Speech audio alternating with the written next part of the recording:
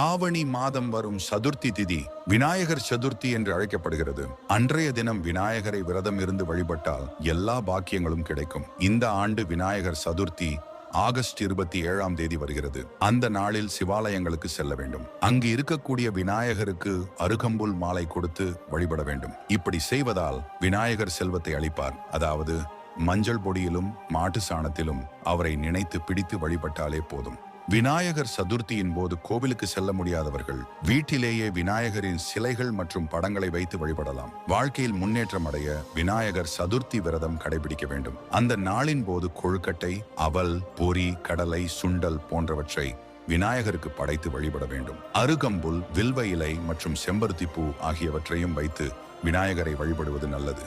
7.5 சனி, அஷ்டமத்து சனி, அர்த்தாஷ்டம சனி ஆகியவை இருப்பவர்கள் சதுர்த்தியின் போது விநாயகரை கண்டிப்பாக வழிபட வேண்டும். அவர்கள் அப்படி வழிபட்டால் செல்வ செழிப்பு ஏற்படும், தொழில் வளம் பெருகும், குழந்தை வரம் கிடைக்கும்,